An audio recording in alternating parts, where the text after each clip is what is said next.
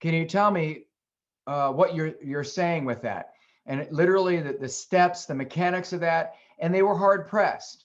Usually you get something like, well, they have to do the news reporter, who, what, when, where, why, how, that kind of thing. And that was gist. That was summarization. And I could say, the 5 W's plus might be a legitimate way to start that, but there's so many creative ways to do it. And at the same time, the thought of summarizing was right up there with let's copy pages of the dictionary for several hours. Boy, that's going to be a humdinger. I can't wait. And so I wanted to find ways to make it creative, make it very engaging. And some of you might remember Bob Marzano's very first book that kind of put him on the map, besides the academic vocabulary acquisition stuff. It was Classroom Instruction That Works. And he identified from meta-analyses and other research that the top 9 all-time best learning experiences, it was summarization and how to do that. So with that kind of running through my mind and me collecting all these vocabulary ideas and how do you process content ideas, the idea came very, very quickly. Oh my goodness, I need to write about this in order for me to learn it, but also to share with others very specifically. That was the first summarization in any subject, and it led to the second edition that just came out last year. So that's where this is born. If you want more information about it, if you want a coherent version of this afternoon's session, read the book. But if you want incoherent, stay with us for the next 2 hours. No. We'll try to make it as coherent and creative as we can. But it really is fascinating. Now, the latest edition, I wanted to tie in technology, Chrome extensions, apps, any kind of software that might assist in summarization, in helping kids process, but also use it as an assessment tool. So I turned to a really good friend of mine, Deidre Stafford, who's really got a good sense and is always up to date every week on education technology. So we co-wrote this. So you'll see 2 authors on the book if you ever to get the book. Just so you know, Deidre is the friend, and her stuff is great. If you ever want to just talk to Deidre about presenting or something, that's great. This is the cover, what it looks like. This is a shameless plug in case you didn't recognize it. Just want to make sure we're very clear and candid about that. So you've got 60 innovative tech-infused strategies, it says there. And for every strategy, I always look at them as accordion strategies. They can expand or collapse according to the needs of your class. So know that if you're struggling with, I like that idea, but I'm not sure how to use it with this kind of student, then ask me either in the weeks and months that follow or sometime tonight in the chat box, or just unmute yourself. It's really, really okay. You're welcome to show your video if you want, your face, or just keep it quiet because it's the end of the day there and you still have miles to go tonight to work on some virtual and remote instruction, which I totally understand. What we're going to do is we're going to spend 2 hours together, but about halfway through, we'll take a 7 or 8 minute break. So feel free to take a bio break anytime you need to do that.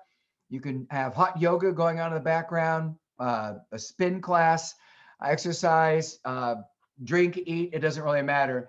No one will know, but if you want to engage, feel free to unmute anytime you'd like. Let's go ahead and get into this. Marcia Tate, many of you know her wonderful work in cognitive science. And she just reminds us that whoever's doing the talking is doing probably most of the learning. So I'm learning a lot tonight. So, aha, Oprah would say, it's a moment of, hey, if you want to learn a lot, you probably want to participate. That means type in the chat box, try to engage, talk orally, ask questions. It's really, really okay. I'm also very comfortable if you just want to do sit and get because your brain is tired. You're at saturation point. And you just want to get like 5 ideas. And we're going to have, 11D7 bajillion, and that's okay. Maybe just on the handout that was sent out earlier today. And I hope you all got that. If you didn't, write a little note there in the chat box so Susan can see, Sue Wu can see that and redirect you to the handout location. But if you get like 5 ideas, 7 ideas or something you can carry forward, maybe what you just do is circle them on the handout or jot them down, and then you go back and take a look at them later. That's really all right. So let's kind of dive in and consider this. Remember, this is part of a larger series. And so 2 things I just need to remind you of here. 1, creativity, which we did fairly recently, yes, a few of the slides are in this presentation were also in the creativity one, if you sat and saw that one. And the reason is there's very creative ideas that are part of summarization. And summarization can be done very creatively. So there's a synergy there. So just know, yes, I'm aware of that. And we'll do a very quick version of reminding people of what that purpose of that technique is. And then the second thing is, this is a part of an assessment series.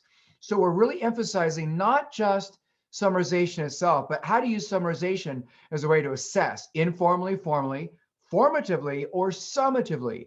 All of these techniques will make a lot of sense for assessment itself, where we're trying to gather data for forward movement, for informing lesson design, providing feedback, and then saying what are the next steps as a result of this, and then being allowed to revise in light of that.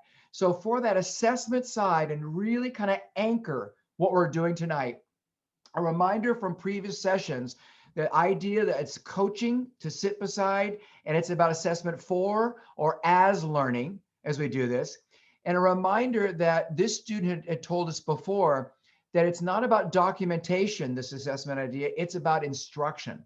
And that every act of assessment is an overt act of direct instruction. We're actually relearning the stuff. And I would submit to you that that summarization is learning the material, but it's also being assessed in the material, presenting data we can use to inform decisions. And also your power, your skill set to summarize is one leg up and a powerful tool in self-efficacy. You can monitor your own learning. How do I know that I know this? How do I know that I don't know this? A lot of that can happen through your summarization techniques. And then remember, as we talked about assessment, it was about whether or not it was evaluative or diagnostic. So it's diagnostic, it's formative. Low stakes, high feedback. If it's summative, that's more final judgment and high stakes. And you can use these techniques, as I mentioned, for either one of those. And a reminder that all assessment is about creation of knowledge. And summarization is really, I can create a new way to express this in an efficient way or another manner, another medium. It's a really cool way to create math, create science, create law, create art, create physical well-being, is through this coalescing and very creative, innovative way to gather gist, main ideas, supporting details, and so on. So that's the Sharon Bowman quote there. And a reminder too, from the creativity segment, that we talked about, hey, this is about the student voice and choice, the sense of agency, that I am not going to simply just follow compliantly and obediently. I need to take this and run with it and make it my own. So this is a lot about meaning making, not just sense making. These are things we discussed in the creativity and assessment seminars or sessions we did. And it's about seeking evidence. We're seeking evidence of proficiency, not vehicles used to convey it. So think about that. If you're not emphasizing the test format, we really don't care if you take the test, do the project. What we're looking at is, did you deliver the evidence? If we're going to really assess, and wow, summarization techniques, wide and varied, accordioned, expanded, or collapsed, are great ways to convey the evidence that we need to determine the assessment. The question, of course, is, do we have the tools? Do we have the versatility, the wide repertoire? If any of these slides are interesting to you, please go back and look at the previous sessions we've been doing in this assessment series. So now let's go ahead and get started with summarization. Take a look at a very famous speech. Some of you are familiar with this, the Gettysburg Address. So now you are with a group of students. It could be any speech, any text you want, but let's just say it's a Gettysburg Address. And you say, yes, please now read it, understand it, appreciate it, carry it forward, remember it forever. It's very profound. This will be important to your education. Wow.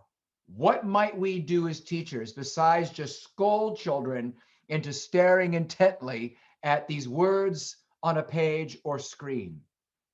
Well, we think about that. What are some ways that you can help somebody kind of get into it a little bit? Thank you, Sue, for listing where you can find the sessions and everything. Okay. Perfect. All right. So what are some things we can do? What's one idea? Anybody have one thing, a teacher technique? Like, here's one I'm gonna suggest. Define some of the vocabulary. Oh, yeah. Okay, that's like a typical one that most teachers know. All right, that's one. Is there anything else you can put in the chat box about a technique a teacher could use so kids would understand a speech or text? Get them talking about what they connect to. So one, finding personal relevance or facilitating experience that would create that personal relevance. Good. Leave some blanks and get them to insert their own words. Through context, we assume, maybe have a word bank on the side. Great. Anything else?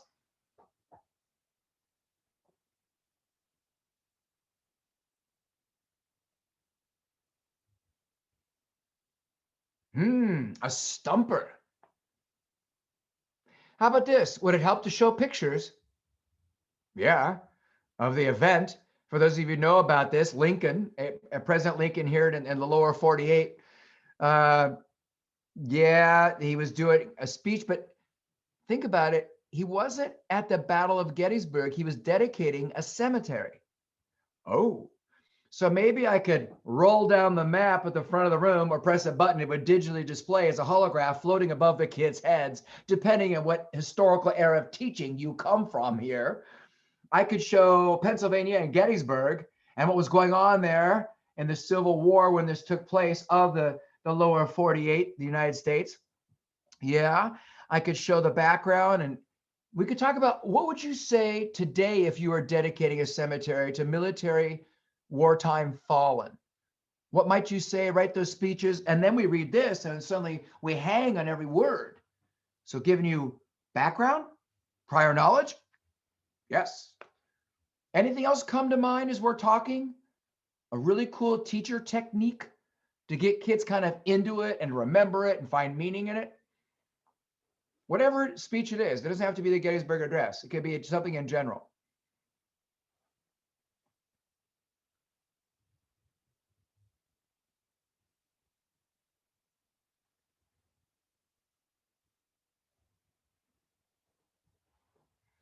Activate background knowledge? Absolutely. What do we already know about this? What about structure? The brain craves structure. How is structure revealed in a lot of text? Transition words. If I said, however, on the other hand, instead of, well, that's compare contrast.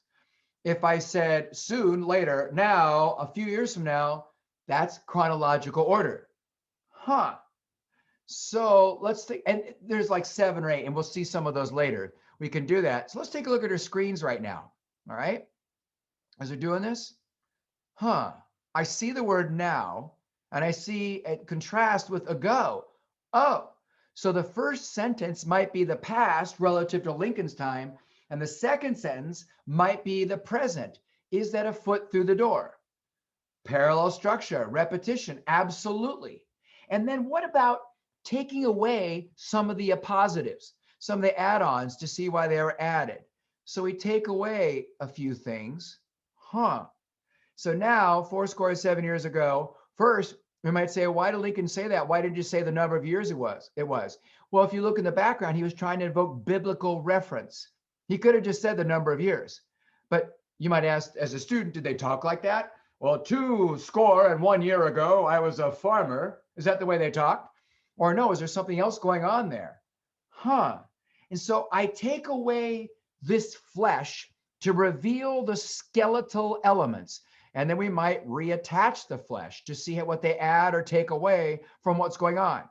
Well, guys, if we had more time, I would say, let's take 10 minutes. And I bet you anything, our small group today, we could come up with about 20 different things a teacher could do. But what I'm trying to get across to you is this: one of them won't work.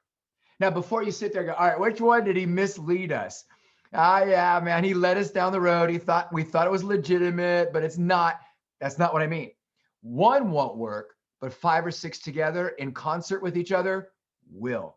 So when you start to have kids want to summarize, you cannot just reveal structure. You cannot just do activate prior knowledge. You can't just define the vocabulary. You can't just show pictures. It's going to be 5 or 6 things. And once they have that, then they can summarize. So summarization is never done as the first thing. Problem. I've seen ASCD videos. Who should know better? ASCD is a large professional development organization. I've seen some other teachers do this. Before we read the chapter, it's very complex, in our chemistry class, I'd like you to read it tonight so I can get a sense of what you do understand and what you don't, and your reading capacity here in our chemistry program. That is a recipe for so many misconceptions that will go on to become permanent, run amok, unchecked, and unknown, unaware by the teacher, and maybe even the student. It is a recipe for disaster. So we don't summarize until later. It could be periodically in segments throughout the learning, that's fine. It could be towards the end, that's fine. But it's rarely done at front, on the front end, except you can use these summarization techniques as pre-assessment techniques if you'd like to gather data that way. But we would want to nip misconceptions and myths in the bud, so to speak. We want to be very careful, very attentive, that if we perceive something misunderstood, we're going to counter that as soon as we possibly can. So the idea here is, how do you recover from a heart attack?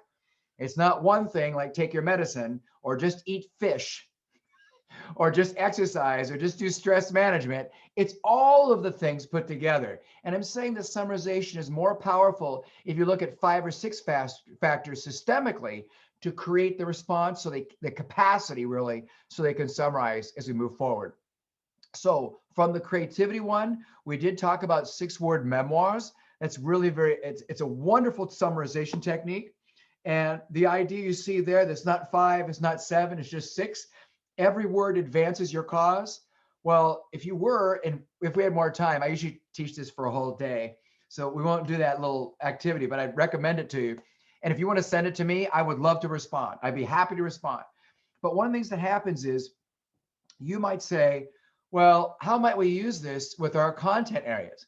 And I'm going to suggest, well, take anything like the 6-word memoir of the water cycle, or how to divide fractions, or anything that's more abstract and more intense that you teach. The 6-word memoir of the chromatic scale, or whatever it is that you're talking about. And they write out the 6 words, whatever it is. Then in the little paragraph below it, they explain it. That's a summarization. You capture gist and then you elaborate it, just explain it a little bit.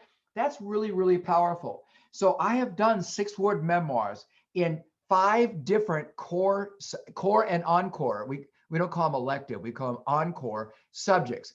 The encore subject was PE. So you can do 6-word memoirs pretty much in any grade level, as long as they write or they're willing to dictate their words to you. If they're just doing invented alphabet play in the lower grade levels, they can choose 6 words. And you see some examples there. There are videos on this later. A great summarization technique. Now, putting you on the spot, I know it's the end of the day, but I need at least 1 or 2 of you to give it a shot. If you would, read this and then come up with a 1 or 2 sentence at the most summarization. All right? And make sure it's really good. And the reason I just said, make sure it's really good. There's a reason to that. There's a method to the madness. So give it a shot. 1, so you create the experiential learning of students and a sense of empathy with that. But 2, I mean, maybe there's something there that's interesting. And 3, the reason I said, make sure it's really good, will come to the forefront after we've tried it. So let me give you a silent moment. Again, a sentence or 2 at the most. Read it and then summarize. And if you could post that in the chat box, that'd be great.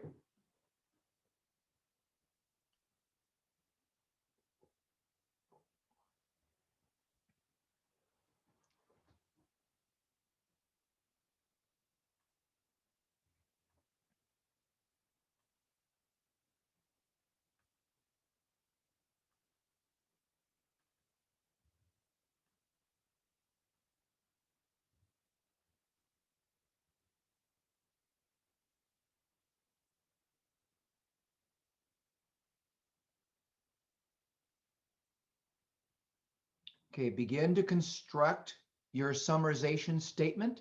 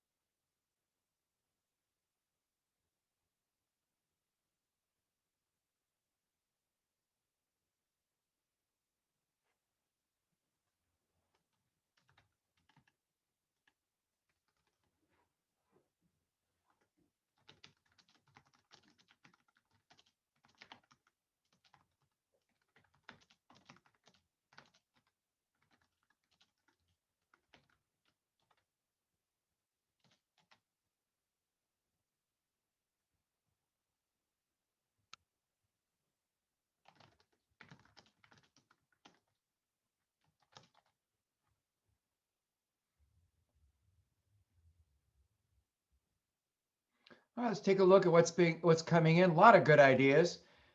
Show students it is okay. It is okay not to know all the answers by setting up a question to which you as the teacher do not know the answer. This will empower the student and will let him know that no one knows everything. All right, students need to experience not knowing things in a safe way so they can explore new ways of thinking. Teachers don't need all the answers. Students benefit from understanding the failures. Oh, this is great. It is critical to stimulate a sense of curiosity, wonder in a safe environment. Great. You know, looking at those, and maybe there's one or two of you still constructing, that's fine. Are they different? Nona says experimentation is part of learning process. Sometimes experiments fail, but she doesn't talk about some of the same things the rest of you are discussing. Well, is hers bad? Is hers better? Is one of yours better? Huh, that's weird. That's awkward. I said I want a good summarization. The problem is I don't give you any evaluative criteria. Did you capture everything so that anybody else reading your summarization would absolutely have a clear picture of what was going on? Is there enough there? Would they misinterpret what was emphasized there? Because I see in the ones you guys posted in the chat box, I hope you see it too, that some of you are emphasizing different things than other people. So you're seeing it through a different filter, a different lens. So we cannot just say, please now summarize. I'll be grading them tomorrow. Make sure it's an adequate and appropriate summarization. We literally have to say, hey, as you're summarizing, you're looking through this lens. If you don't do that, then any summarization they do is fine. So they're seeing it through the lens of this, and they do a summarization that focuses on that and not this.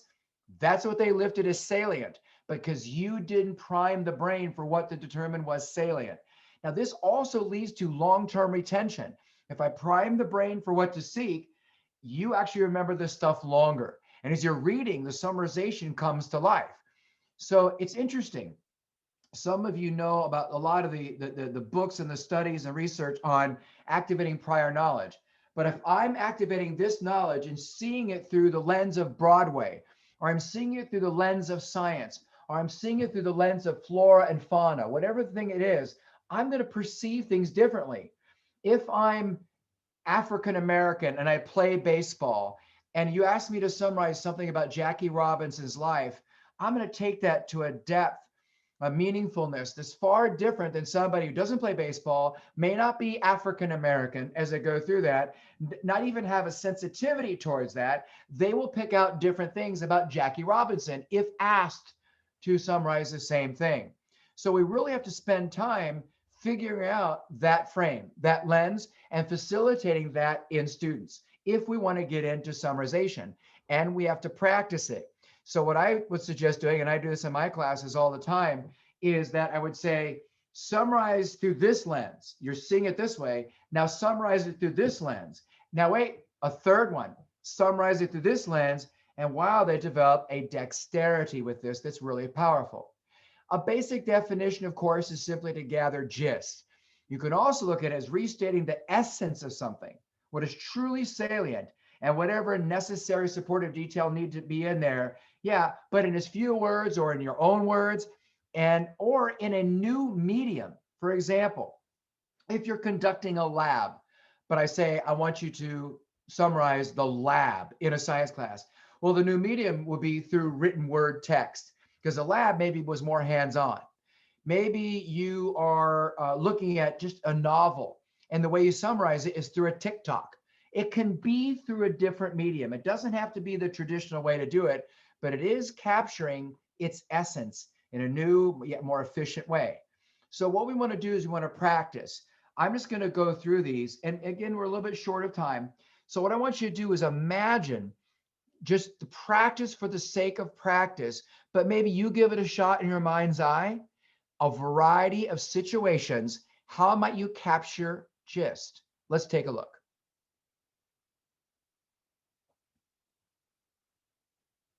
Okay, so you're thinking about how would I capture that? The new dental sticks for canines are needed by dogs, something like that. You're thinking in your mind's eye, I just want to capture the essence in like one sentence, maybe two at the most. Let's try another one.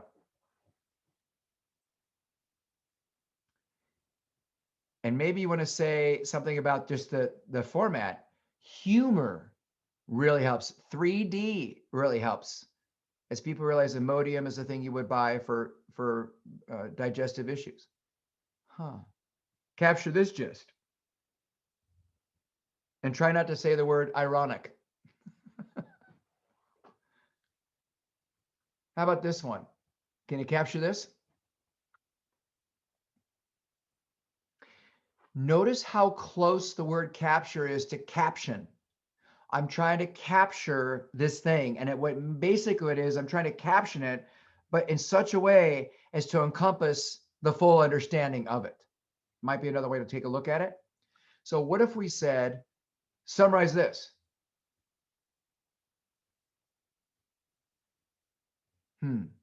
This is the foundation of understanding Pythagorean theorem. So am I simply going to say a squared plus b squared equals c squared? Or is there more to it than that? So summarize this math problem. Now, right now, the versatility might elude you. The words you would use would elude you, but they're there. And there's so much to this. We can teach the kids to do it. We can start very small with 2 plus 1 equals 3. Summarize that. Or a distributive property, associative property, multiplicative inverse, commutative property. We can kind of summarize and capture gist and build up to something like this. There's another text example from the Descent of Plessy v. Ferguson about our two races being indissolubly linked together. So the student is going to see different things depending on their perspective. And then what if we were to try to summarize a video? And this one is on logical fallacies, and one in particular. Take a quick look of a portion. So you go to an office, then you go on TV and talk about cigarettes. Then you fly out to LA to talk to some guy who works with movie stars. What is that? It's my job. I'm a lobbyist. I know, but did you study to do that? No, I just kind of figured it out. Then can't anyone just do that? No, it requires a moral flexibility that goes beyond most people. Do I have flexible morals? Well, let's say you became a lawyer, right? And you were asked to defend a murderer. Worse than that, a child murderer. Now, the law states that every person deserves a fair trial. Would you defend them? I don't know. I guess every person deserves a fair defense. Yeah, well, so do multinational corporations. So, what happens when you're wrong? Oh, Joey, I'm never wrong. But you can't always be right. Well, if it's your job to be right, then you're never wrong. But what if you are wrong? Okay, let's say that you're defending chocolate and I'm defending vanilla. Now, if I were to say to you, vanilla is the best flavor ice cream, you'd say? No, chocolate is. Exactly, but you can't win that argument. So, I'll ask you. So you think chocolate is the end-all and be-all of ice cream, do you? It's the best ice cream. I wouldn't order any of it. Oh, so it's all chocolate for you, is it? Yes, chocolate is all I need. Well, I need more than chocolate. And for that matter, I need more than vanilla. I believe that we need freedom and choice when it comes to our ice cream, and that, Joy Naylor, that is the definition of liberty. But that's not what we're talking about. Ah, but that's what I'm talking about. But you didn't prove that vanilla is the best. I didn't have to. I proved that you're wrong, and if you're wrong, I'm right. But you still didn't convince me. It's that I'm not after you. I'm after them. Sounds like a politician. So now the question here, as you get into that, is, was that, if a student were to summarize, well, it's a dad talking to his son and they're getting ice cream. Yeah, that's physically what happened, but that's not what you're going for. And so we would have to prime the mind, prime the brain for what to seek in all of this. So you should get to the point, hopefully, with these strategies where they can take any experience. It could be a lecture, it could be text, it could be music that just moves them. It could be a bonsai tree, it could be a pine tree. It could be just, wind sweeping across a plain. Can I somehow can I capture gist or essence of that? So this can get artistic really, really fast, not just analytical or critical in the thinking. It might be something to consider. So one thing that we learned from cognitive science is the brain best remembers the front end and the back end. So as you're thinking in your classroom about how to weave this stuff in, You want to like front load and back load. I'm going to teach everything the first 10 to 15 minutes. And that's great. That's lovely. So I'm not going to do attendance. I'm not going to collect roll or collect homework and call roll. I'm not going to do announcements. I'm going to do that later. So I'm going to do something where you're really engaging in a very substantive way. And then I'm going to have the courage of my conviction to stop, even if I don't get to the nth degree of curriculum that day, online, hybrid, or in the classroom. And I'm going to summarize. That last 7 to 10 minutes, we're going to revisit the main things through a summarization technique, because my mindset is, hey, it's what we carry forward, not what I got through, but what do the kids walk out having in their heads, not what I taught. Oh, now have you ever done this? And you might be in the same boat too from time to time. I don't care. Tomorrow is going to be a mess unless I finish this stuff today. Tomorrow will be messed up. Yeah, totally. And I don't summarize. But could that be the minority of the time? Yeah, we could probably do that and have a normal life, sleeping guilt-free at night. If you look at the cognitive science continued, there's a thing called cognitive load theory. And cognitive load theory is just a reminder that if we have too much going in and we're trying to process in working memory, which is where we really concentrate and we can cogitate, so to speak, and get into this stuff, if you have more than 2 or 3 things on which you're focused, you lose almost all of it. So we want to limit that load so they really do absorb it. So if I was trying to jam in 5, 6, 7 different things, then they would learn hardly any of that. But if I did 2 or 3, they'd learn pretty much all of it. So you have to decide, do I really believe in what I know about how the mind best learns? Am I up for that?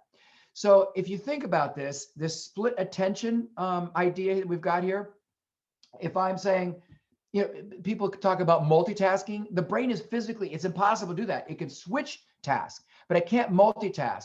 But if you look at this for a bit and then you kind of move over and look at this and you work on that and you work on this, you actually lower the effectiveness of any one of those interactions. And we don't want to do that. We don't want to have them distracted. Here's another thing to consider. If they're very, very anxious, and during COVID-19 pandemic, it's a very anxious time, there's less space even in working memory to be able to focus on everything that's going on. So we have to pay attention to that anxiety, of course, as well. You might be very familiar with George Miller's research. Pretty much most humans can memorize about 7 things that are unrelated to each other, plus or minus 2, given the individual. This is why almost all phone numbers around the world have a 7-digit base. The basic phone number plus an area code, and then country code of source would be beyond that. But we memorize 7 things, that's okay. But beyond that, things start falling off in terms of our capacity to keep it in our working memory and easy retrieval. So this is the world of cognitive science. I do talk a little bit about this in an article I wrote on memorization still matters in a world in which you can still look things up. I'm a big believer that kids should memorize, but it does talk about the fact that you want to memorize in the shorter chunks, connecting those chunks to one another with another kind of mnemonic of some sort to kind of bridge that. So this idea of chunk and chew is all over the place. And this wonderful book over here, and just Truth in Advertising, I wrote the foreword to it. That's how I know the book. But I only write forwards to books I vetted against modern pedagogical research practices and against the evaluative criteria for good writing. It's a very thick book, just so you know.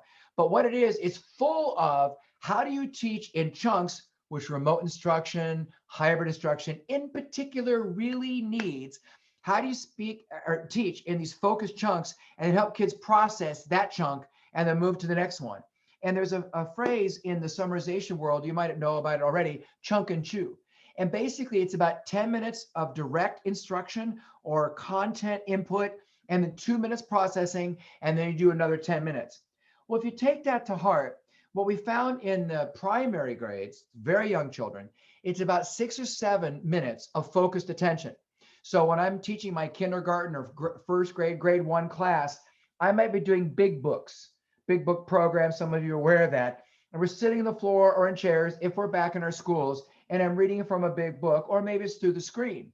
But every 6 to 7 minutes, wherever we are, I will stop. We'll do a finger play. We'll sing a song. We'll debrief. We'll do something to process, and then we'll come back to the reading. With middle school and high school, you can go 10 to 15 minutes. And sometimes I stretch it to 20. And then you need to do the processing. So we would never, ever show a whole 1 hour video in a class and then say summarize. We would break it up into segments and chunks and really debrief in the smaller segments, and they will carry more of it forward with them. So if you want a book that's really laying it out with really creative ideas on how to help kids process, but also do the chunking, I'm going to recommend the instructional cha-chas. I know it sounds like a new dance, but it's really not. So this idea of priming the brain, we've already mentioned, and I wanted to remind you it has two parts. I'm priming you for what to seek and experience in this, all right?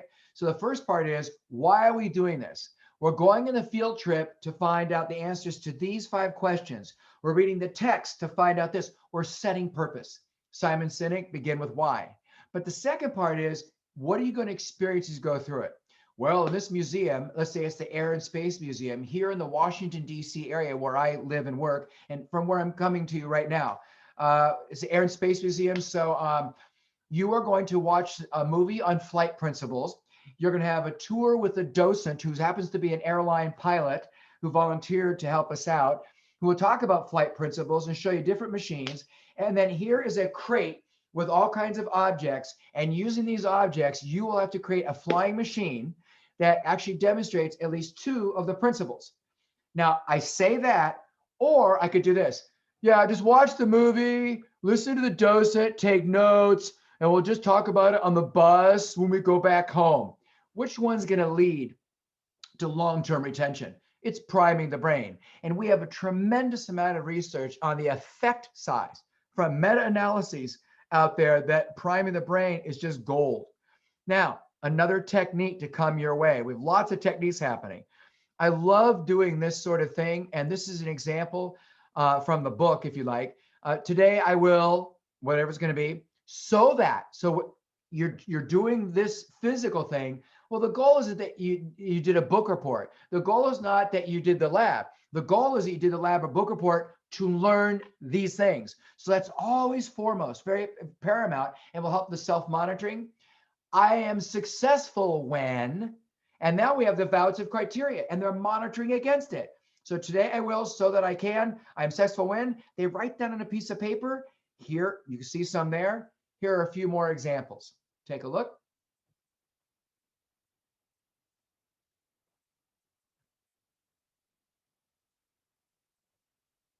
So we're trying to capture the gist of the class. We can use this at the beginning. We can come back and then we can say, hey, did we do that or not? It's a way to develop that self-efficacy, providing those tools. Okay. So now, again, and get over a shorter time, so I might just walk you through this very fast. You're looking at a poem and the teacher says, please read and understand the poem. What's the main idea? What's it all about? And there are kids in the class going, I don't know. Looking at the second line, it looks like Ninja Turtles. Yeah, right. And they're mutants at the same time. Yeah, this is crazy. But if you begin to look through it and you have a background about the Middle Ages and the Renaissance and what was going on there, you begin to see clues. Rebirth. Renaissance means rebirth. Reflection upon man. Architecture reflects, aspire to the heaven, or reflects like domes, reflecting back on man. Oh, that's very Renaissance. But Battle of Hastings was 1066. That's Middle Ages. Wives' Tale of Canterbury, Chaucer, Middle English. Wander abril de shoulders sota de dratha marchet perse de the rota. Ages stuff. Galileo, Cervantes, Miguel. There you go. Tilting at windmills. Feudal plains trampled by trumpeteers. Gutenberg's promise. These are all clues, and they're yelling at me. They're screaming at me. I see them so clearly because I know the Middle Ages and Renaissance. If I didn't have that prior knowledge, this would be empty. My eyes would glaze over, and I would wait for somebody else in the class to bail me out. Come on, what is it? What's it about? So I want to create that prior knowledge where there was none, because I think errant no more, thereby errant forever is a clue. And no, it's not. It's a name right now because I don't see how it fits. But now when I look at the rest of the poem, I'm all in. So if I want them to summarize and capture gist, I can't do it without having this built capacity inside students. Oh, so Benbow is a volcano, just so you know. Look at this journalistic portrayal from a journalist who was hiking into the volcano. like up close jet engines mixed with a cosmic belch. Oh man, that's awesome. That is so keen. Look down below, like red hot pumpkin-sized globs of ejected lava are flying through the air. Ichabod Crane leaves. Well, that's pretty vivid, right? Or I could give them this.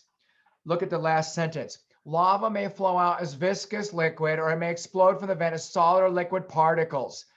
Now, they're not going to hang on every word if this is what they see. But if they're given the narrative, journalistic version of boring stuff we want them to summarize, we give them the narrative journalistic version first because it has connection. It's vivid. Now, when they read the second one, they're hanging on it. They can see it in their mind's eye. A little bit through theater of the mind, yeah, but it's gold. So if I can tell you the story behind something, and then we read the more scientific encyclopedic version, you're all good. And you can totally summarize. Another technique to help out. So looking at the two of these, based on everything we've just said, which one will allow the kid to summarize the article on the technical aspects of how microscopes work more successfully? They'll actually remember it longer and, of course, be more successful with the summarization. Number one or number two? Give them a read and let's vote.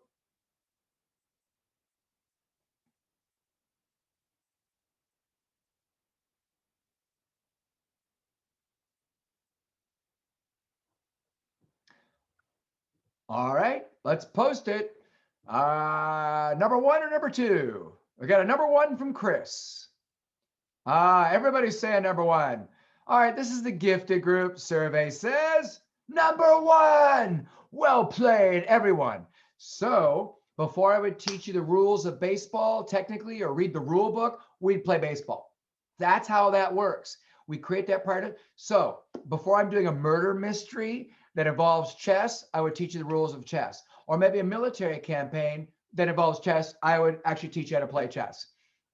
Logic, I will do all kinds of logic puzzles, and then I'll tell you about induction and deduction and so on. Oh, I see how that works. So creating prior background where there was none, 2 slides, how to do that. Some of these examples we've already shared. No, they're here in a variety of subjects in case you're curious. Now, this idea of expertise, background in it, opens so many doors. There's a famous study with using physics, college physics students. So they're physics majors, right? And they were asked to look at machine designs. Most of them were simple machines, but there were some complex machines as well. So, all right, look at all these and then classify them. And they classified them according to laws of force and motion and the intricacies and the torque here and all this stuff. It was fascinating, very sophisticated. Then they asked non-physics majors to classify the exact same diagrams or pictures of machines. And they did it like this. This one has mostly round parts. This has a straight, funny shaped thing. Okay, this one over here looks like a flower. Okay, very superficial, not a lot of depth. So Pasteur was correct. Chance favors the prepared mind. And that's exactly what we're doing. We're building the capacity to be able to summarize, not just assigning them to summarize. Let's just pause for a moment. Anybody have something they want to post or unmute and say? So what this means for them in their class, like it was validating of something that they already do, or something that just makes them think about, in my own instructional design, what this means for me is anything we've said so far, grab something. You can look back through the handout if you need to. What's something? So what this means for me in 3rd grade social studies, in 4th grade numeracy, in grade 8 physical education, or grade 8 civics. What would it mean?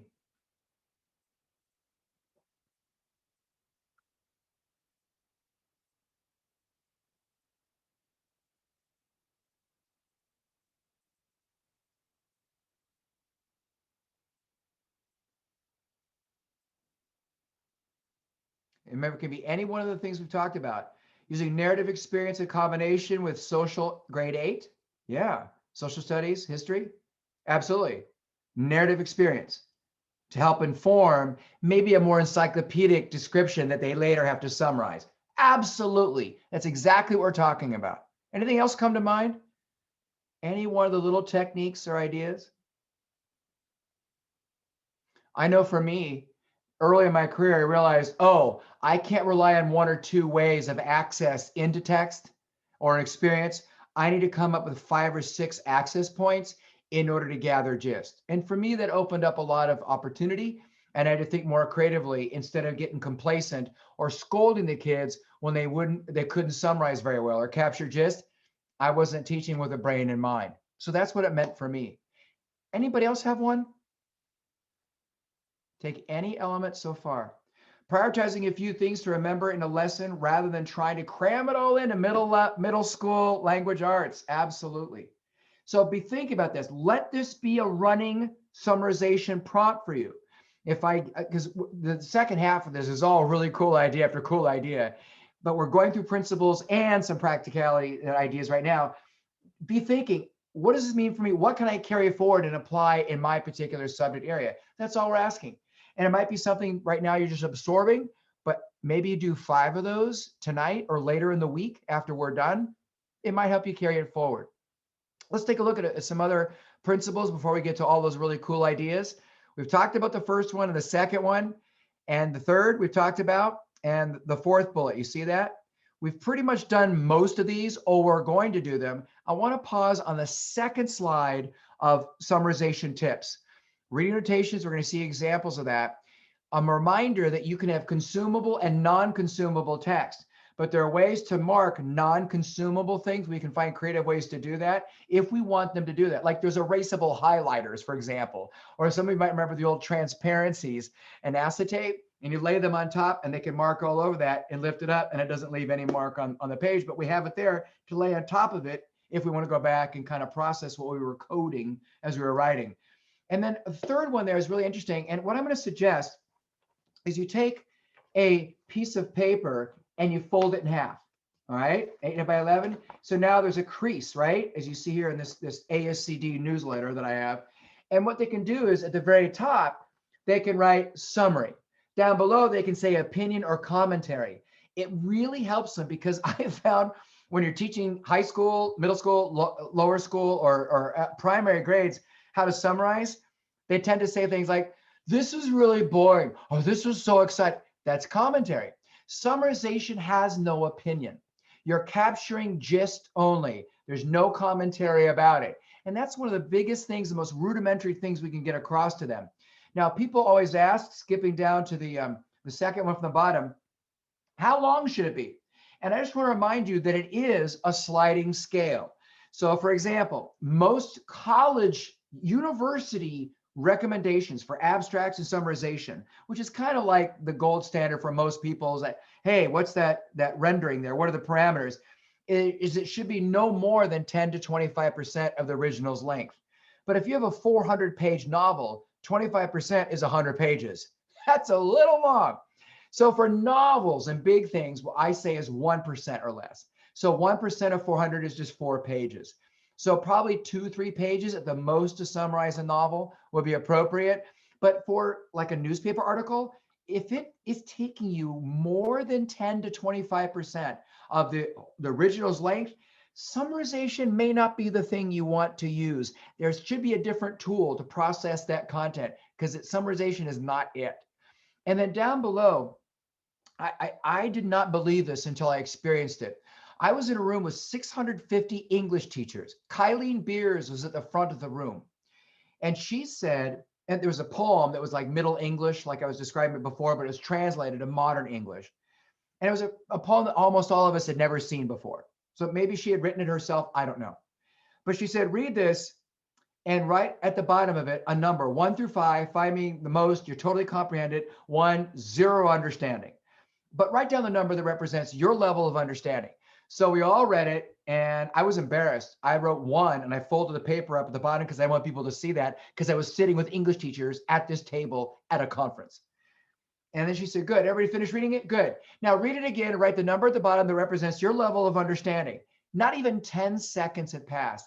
And I said, excuse me, what? You know, this is what I'm thinking really. I didn't say it. I was too embarrassed.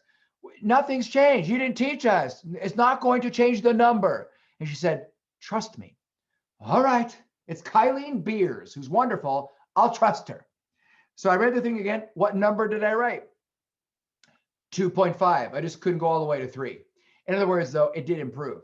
It turns out when you read something twice, you are making sense of each line you're on based on all the stuff above it, the line itself, all the stuff comes after it, plus the general gist, the overall sense of it, the big picture. But when you're reading it just once, you're only making sense of the line you're on based on what's on that line and what came before it. It's only half of the input. And it turns out just reading things 2 and 3 times, which in a very impatient society is hard to convince people to do, even adults. Don't bother me. I don't want to read it twice. I don't have time to read it twice. I got to get to the gist right away. You know, I'm used to talking and listening in sound bites, but it really, this patient approach, you actually understand it can summarize a heck of a lot better.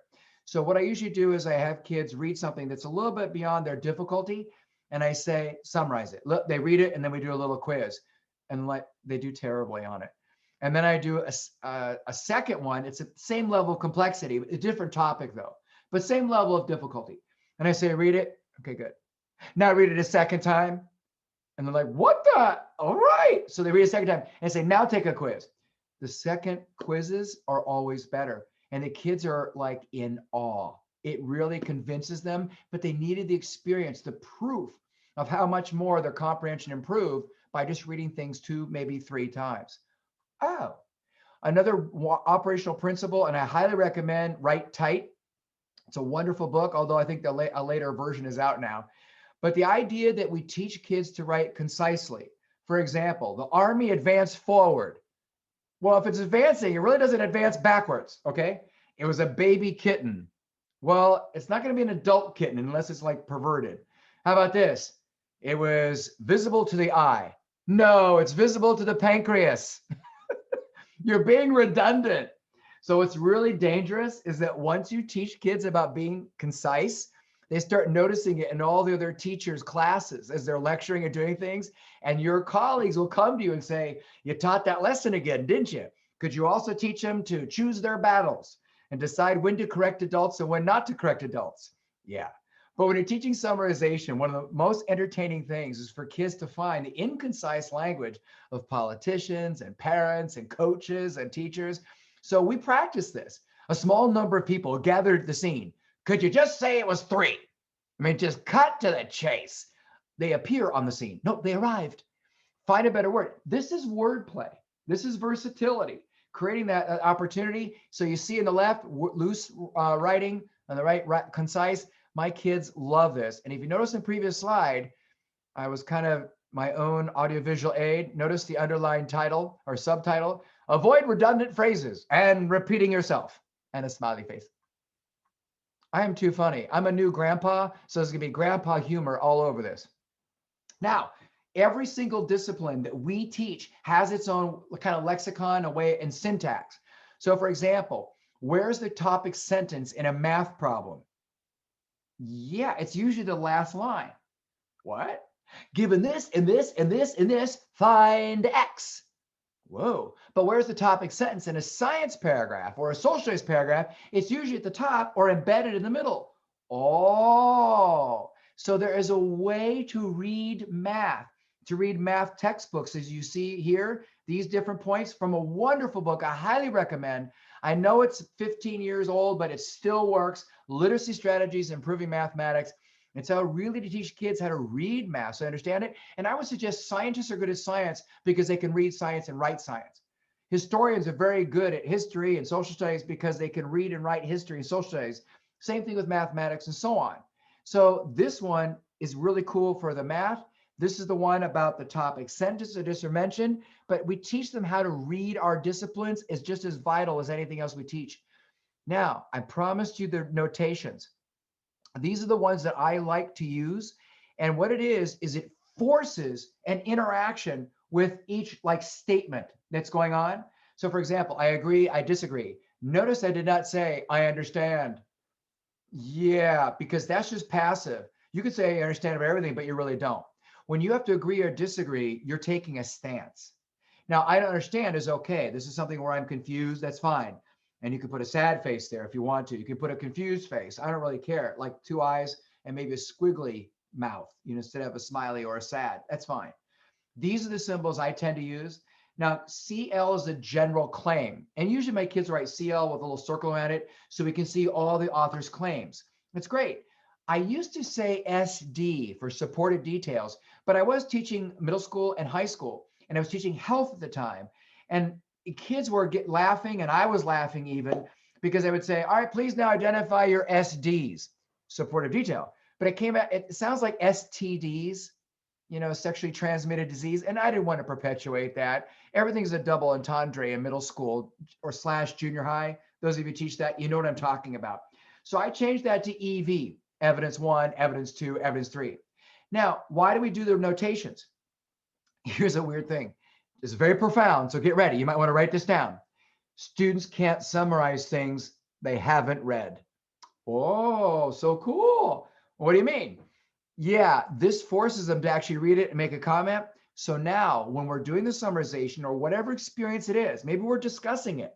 I say, how many claims did the author make? We have such a click on the icon, download the website instantly, or hyperlink to the next thing instantly. We're so used to clicking on the particular thing that's lit up. It's very easy to look through text and just find the CLs, the EVs, and they're maybe numbered. And I might say, how many pieces of evidence did the author have for claim number 1? And they go 3. It's instant. Rather than the text is sitting there, not notated, and they're saying, okay, please now look for where you were confused. I'm like, no, I'll just wait for somebody else to do this. This is so tiring. I'm not going to go through all of that again. So I'm going to suggest to you, it might be something you want to consider, is the reading notations. And to do that too, that idea of building capacity, is you literally teach Latin word roots and prefixes. It really helps unwrap things like biology, bio, living things, logi, study of biology, oh, let's study of living things. Cephalopod, ceph, C-E-P-H is head, pedpod means foot. Oh, cephalopod, head, foot animal, like squid, mollusk, or mollusca is the category. They're totally in. This gives them those tools so that summarization becomes so much more powerful as they do that. Again, building capacity. Now, what I'm going to do is I'm going to do this one part, and then we're going to take a short break because I know you're kind of getting there as we go through it. So I just want you to look at something for a moment. In the next clip, in the next clip you're about to see, is the next clip a good summary for what happens in this movie? Let's take a look. Turn up your sound if you like. I have just created something totally illogical. That's what I like about it.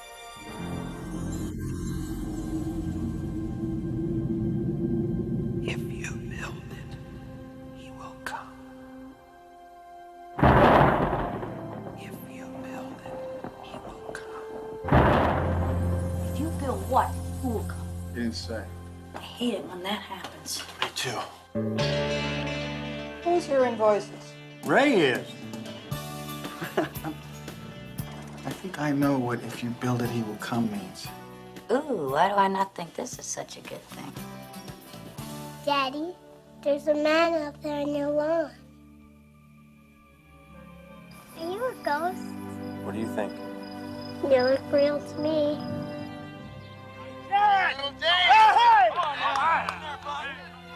Hi. You couldn't see it. This is really interesting. You believed in the magic. It happened. Isn't that enough? Annie, it's more than that. I feel it as strongly as I've ever felt anything in my life. There's a reason. Go the distance. Did you hear the voice too? Did you hear it? Go the distance. Yes. Doc Grave is dead. He died in 1972. Are you Moonlight Graham? No one's called me Moonlight Graham in 50 years. Unbelievable. It's more than that. It's perfect. You build a baseball field in the middle of nowhere, and you sit here and you stare at nothing. This field, this game, it's a part of our past, Ray. It reminds us of all that once was good. Hey, is this heaven? No. It's Iowa. Kevin Costner, Amy Madigan, James Earl Jones, Ray Liotta, Burt Lancaster. Sometimes, when you believe the impossible, the incredible comes true. Field of Dreams.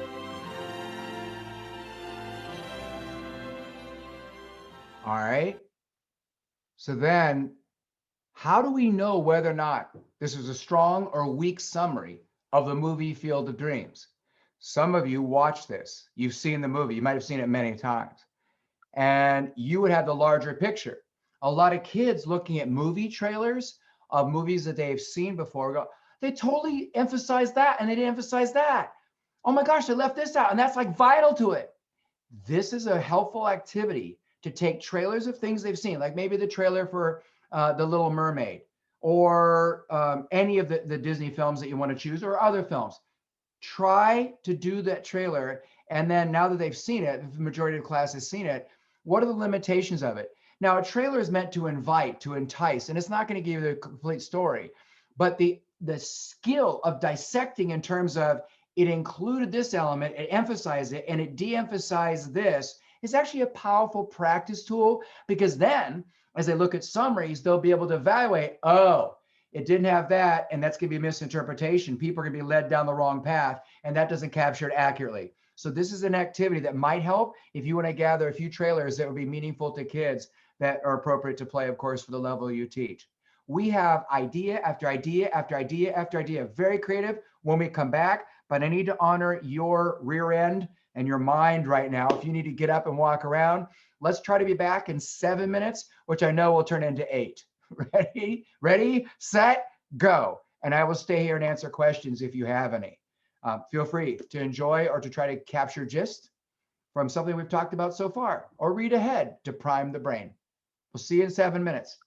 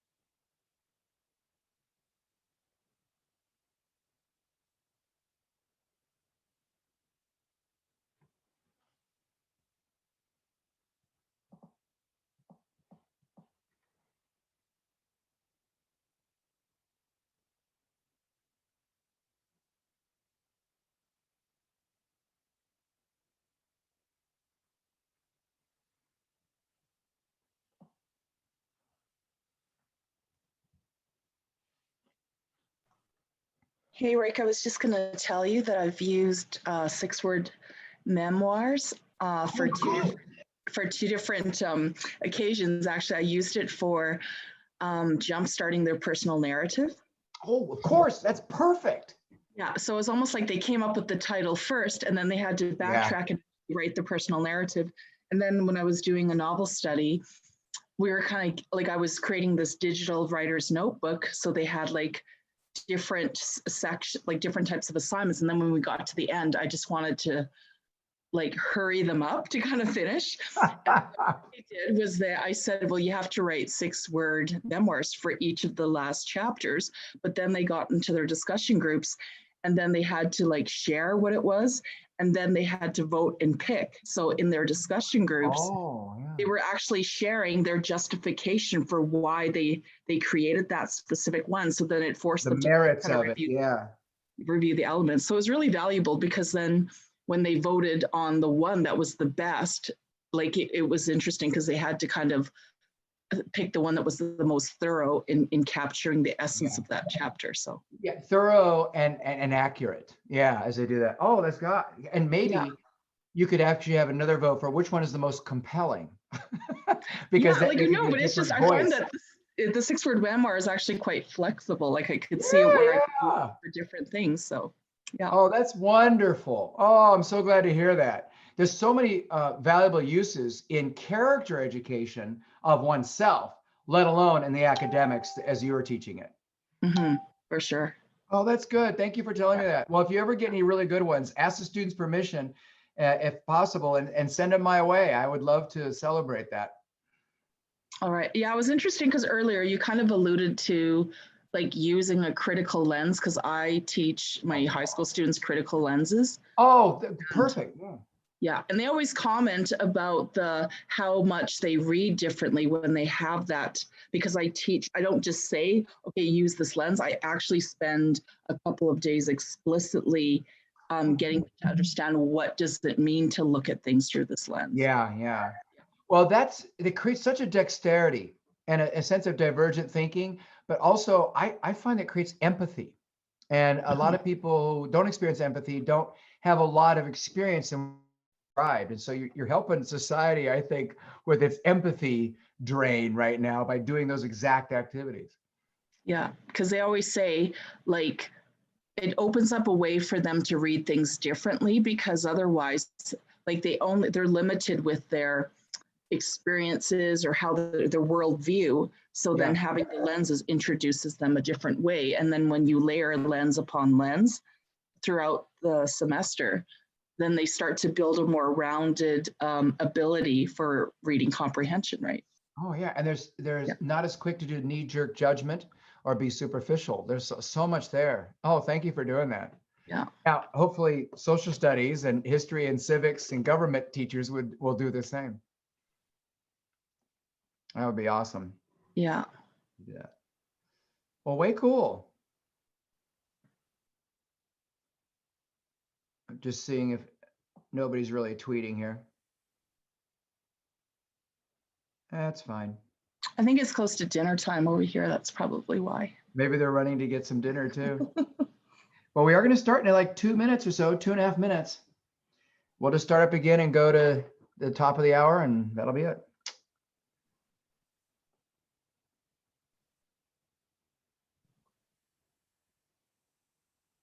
I'm really excited about the next half. I just hope we get and do justice to most of the activities. There's so much fun to do. I mean, I really feel like I get excited about teaching again when I talk about this.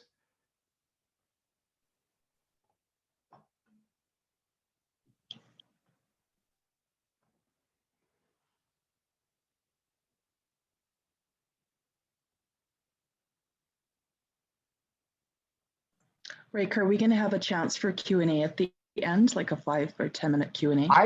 Will be glad to stay afterwards, but I will probably present content to the very end, but I will stay as long as people have questions, if that's okay with you. Okay, that's fine. For those who want to be, that dedicated soul that, not that the others aren't dedicated. I don't want to assume that, but there are some people who just kind of get excited and passionate about it. All right, I got about 30 seconds here.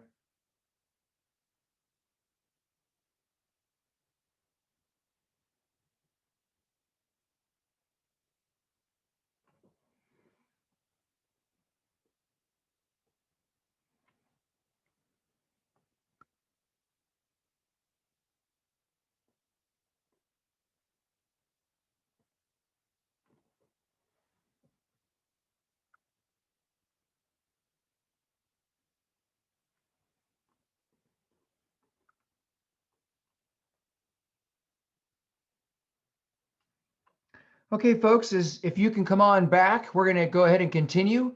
And if you're not here, it's okay. Just let us know. I am too funny for this for a Tuesday. I don't know what's going on. I'm having too much fun.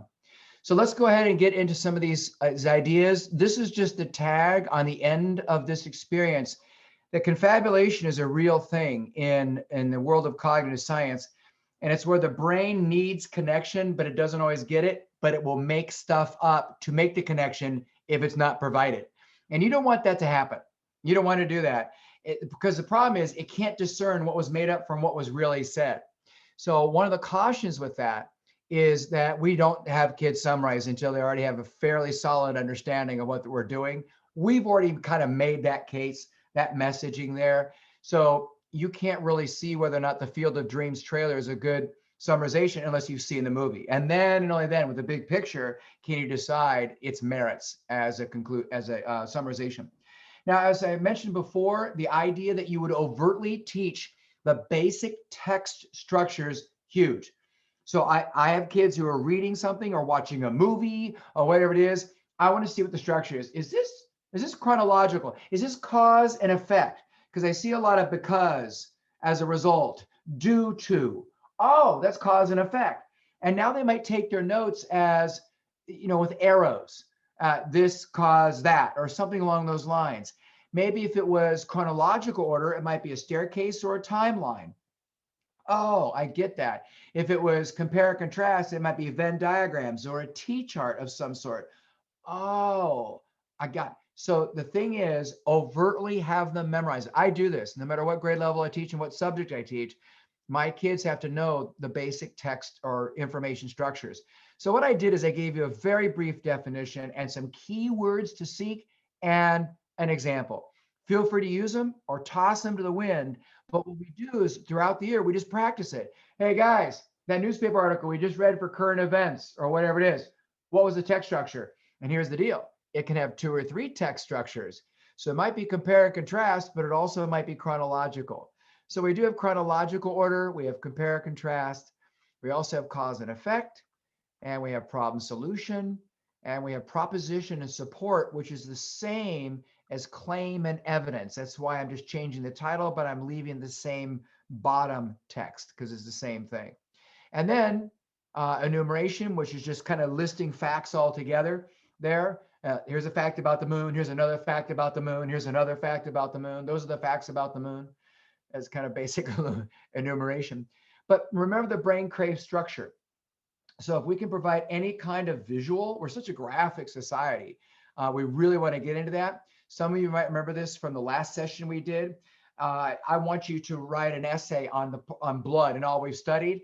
But if I just say go study blood or do research on blood, it's overwhelming. And a lot of the kids will put it off. And I want to make this easier.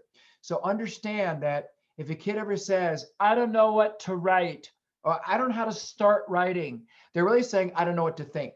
If they've been taught what to think, they will never, ever lack for what to write.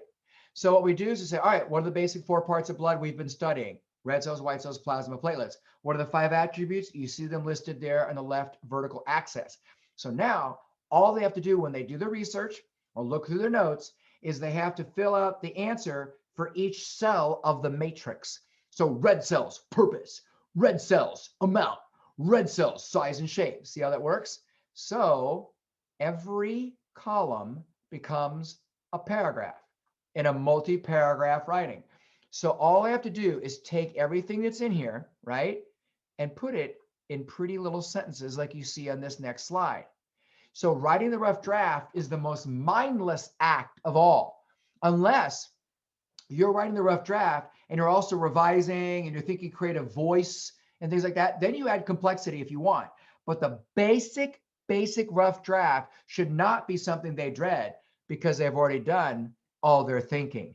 If they have not done their thinking, oh my, this is a huge hill, a mountain to climb. It's very steep.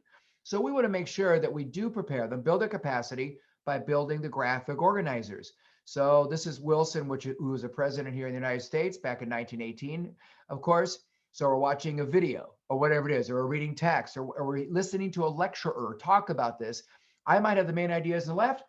All they have to do as they listen is find the supportive details, or maybe it's vice versa. I don't know as they go through it, but it's a T-chart, works very well.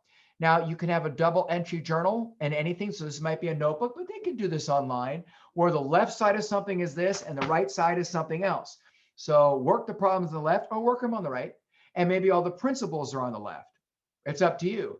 So we might say, hey, how did that work? Well, it's easy access right there because it's right in the page on the left as I'm trying to do the practice applications. You can do this in English. You can do it in science and social studies, history and health. It doesn't matter what you teach.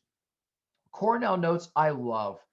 I have had kids' grades go up when they make it a regular habit. They do it after school every single day, even on a Friday.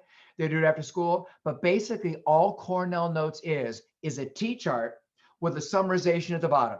So all they do is they write whatever notes, they gather data, they encapsulate on the left, right? Down below, they take the encapsulation and they create a 3 to 5 sentence summarization at the bottom. Next day, they do the same thing about that day's lecture or the text. Wow, it still works, even though it's an ancient, it's a well-regarded traditional summarization or note-taking format. Now, in the book, we have these QR codes, and you're welcome to take your phone to the actual handout you have in front of you and do it. And that will actually come up with a black line masters of the very basic and some, fun and innovative graphic organizers for really just structuring your thinking. So it's all there available to you if you like, and for free. And then many of you are aware of these two we're about to do. I learned this about 40 years ago. Seriously, I'm in my 41st year, and it was my second year of teaching. I learned this.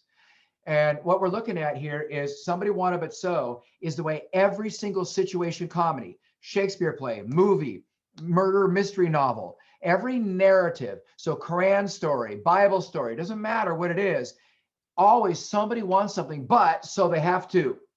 And if you have that basic template, you can describe the novel, the character, or whatever it is. And so you do that one line. Hermione Granger wanted to be accepted as full magical person, but her parents are muggles, and she was constantly teased by Draco Malfoy. So she was super studious and took Esther classes and was always serious. Well, that really describes Hermione Granger from the Harry Potter series pretty well.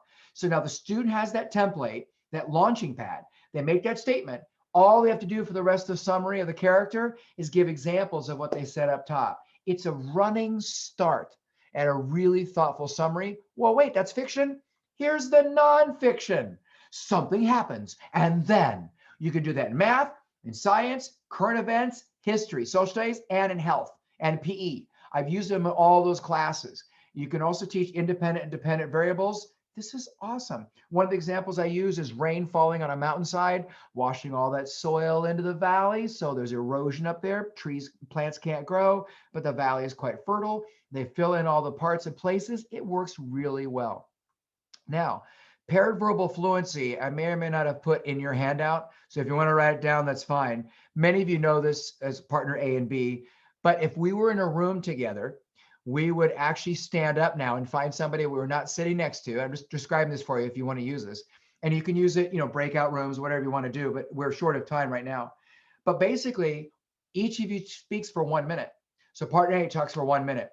And partner B, you're nodding, you're encouraging. Then time. Then for 1 minute, partner B has to talk and mention everything that partner A did not mention in the movie, in the story, in the lab, whatever it was. And then you do another round, but this time for 30 seconds each. Now you can change that for 2 minutes and then 1 minute. I like to do 1 minute, and then 30 seconds, sit down. Or maybe record what you heard. But it's a way to kind of orally do this. And maybe it's passing papers. Maybe it's two people talking to each other. Again, when I have more time and I do this as a half day or a full day, we literally have people on camera doing this with each other while we watch. So, or you can do breakout rooms, of course, as you do that. So it's paired verbal fluency if you're concerned. That's the title of it. Now, very, very traditional forms of summarization. There are 3 basic actions. As you look at any kind of experience, so a lab, music, text, whatever it is, you will take out some of it. You will delete. So literally, if it was text, kids can just strike through stuff that's like inane or the, and, but, unless the conjunctions really mean something in the gist of things, then keep them. Anything repeated, whatever it might be, just delete as much as you can. Then you circle what you're going to keep. So we have line through and we have circling. Now we have substitute. So above the stuff that was circled, could we substitute? For example, you might say the scientist was gathering centipedes, millipedes, and pill bugs in the Amazon jungle. We cross out the names of those insects and just say bugs. Do you see how that works? We try their very best. Now we can play games with kids. Hey, if this was the word, the loose wording of it, what would be a cogent, a concise way or a substitution for all that stuff? And you can say, that would just be like animals. Another person might say, that would be nomenclature, because you're in an older class. Oh, I love that. So what I do is I have my kids just memorize.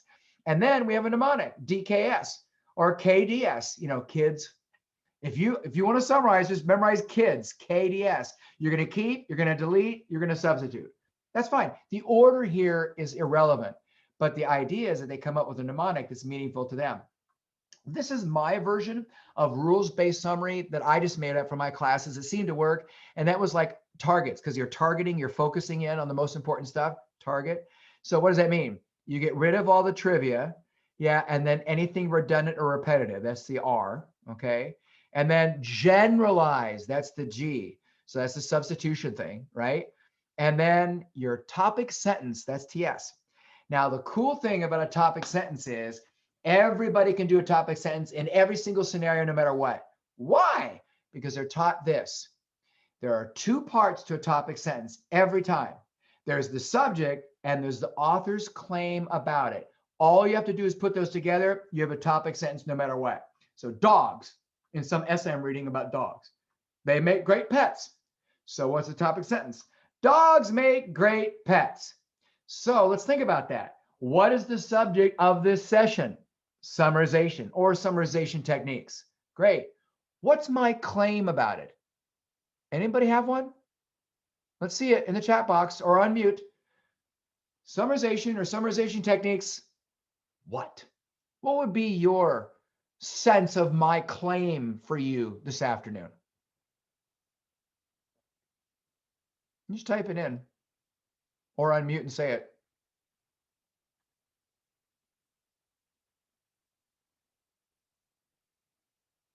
Summarization techniques are provide, help, what?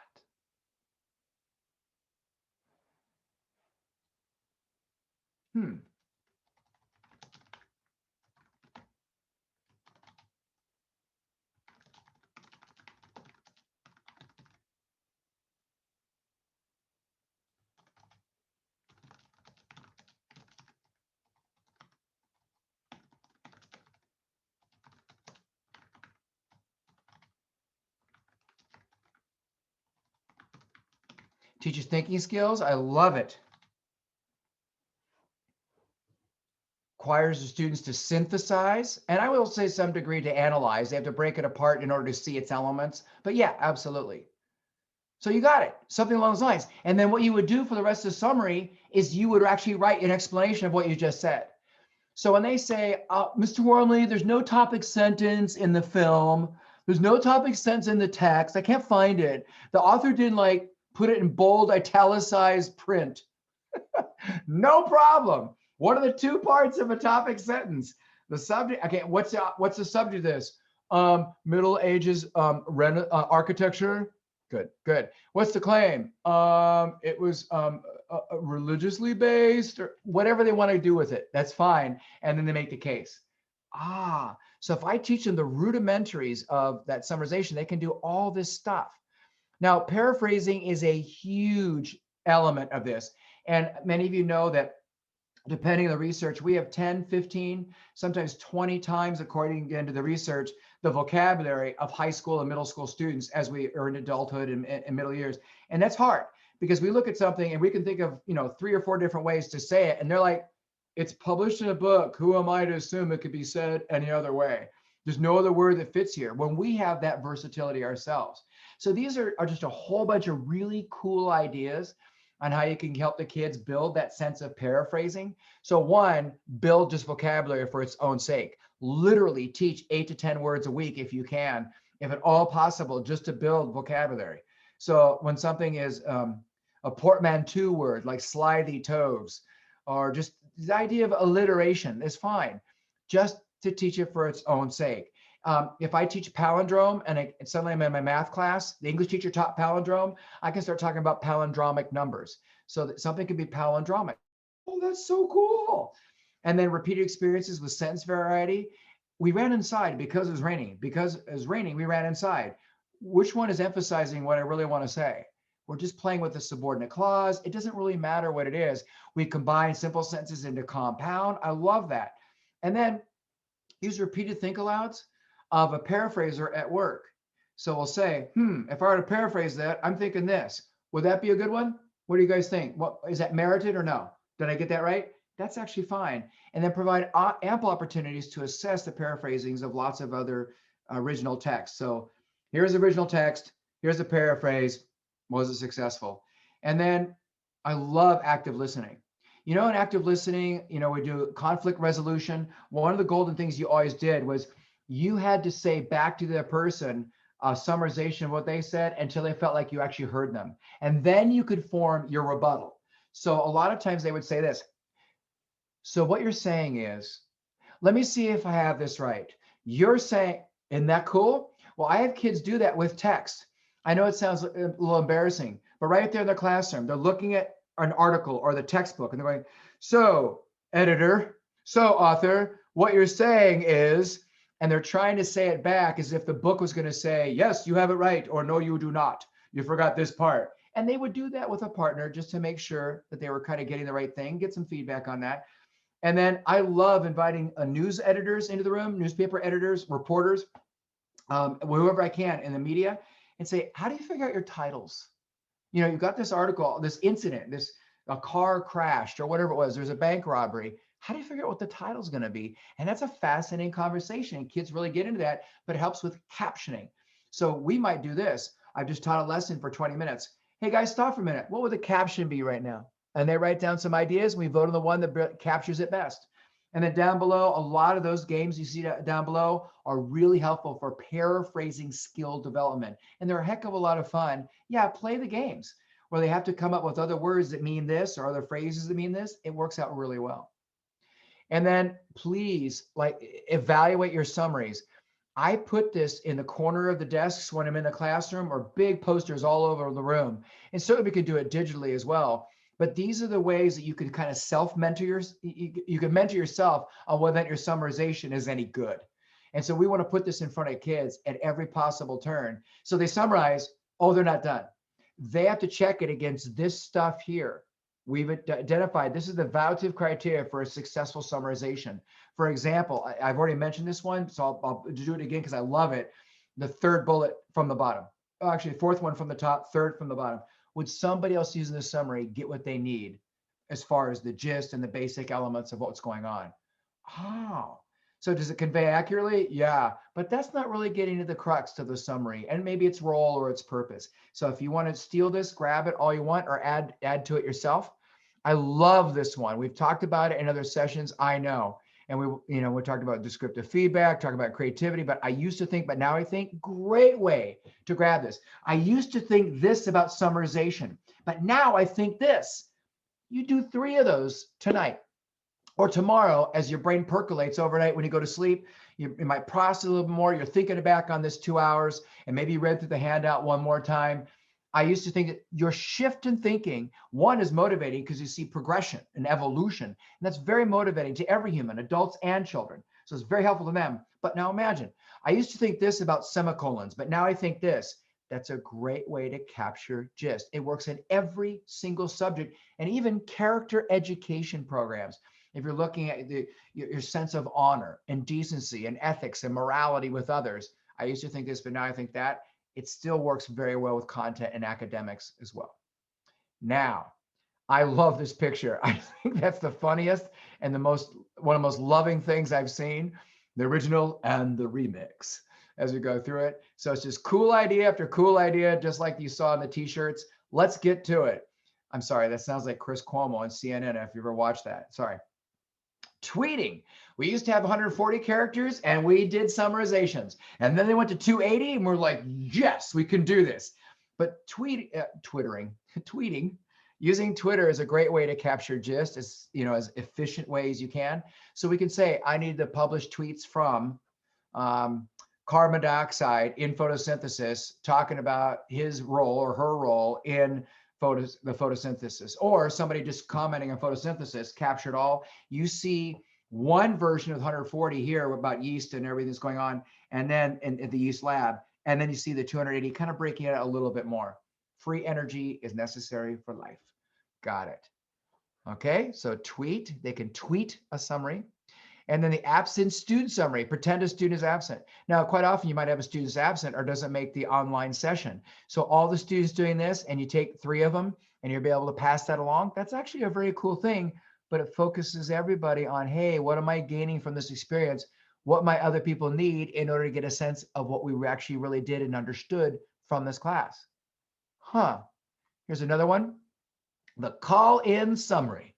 Now, the call-in summary, if you go to that, the google.com/voice, you can actually set up a little thing where kids call in. And now they have, as you see there in the 1, 2, and 3 bullets there, they have to practice this. I don't want any hemming and hawing and stuff because I got to go through all the kids in the class, of course. But what they do is they keep their answer to 3 minutes. That's what my partner, Deidre Stafford, says. And I say, can you keep it under 1 minute? Because I have to get through the whole class. But 30 minutes, I get a sense of 30 kids, sort of thing. If you want to say 30 seconds, that's fine. But they have to leave their name because they can't assume that I know who they are by the phone. And then they just give me the gist. It's all recorded. I've got it there. It's easy to do. And they can do it for later in the evening if they want to do that. It might be something to consider, especially with technology.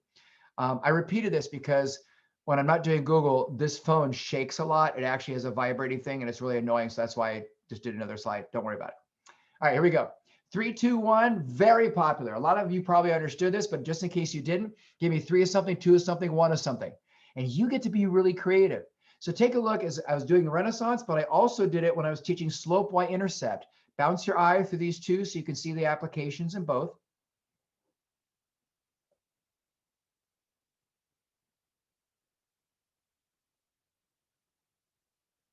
Okay, so it might be something like, hey, give me 3 things you learned today. 2 words that best describe what we've been doing. 1 question you still have. 1 thing you'll tell mom and dad. 1 way it connects to your favorite sport, whatever it is. You can make the 3 and the 2 and the 1 as substantive, as fun as you would like. Here's one with science, acids and bases. Take a look.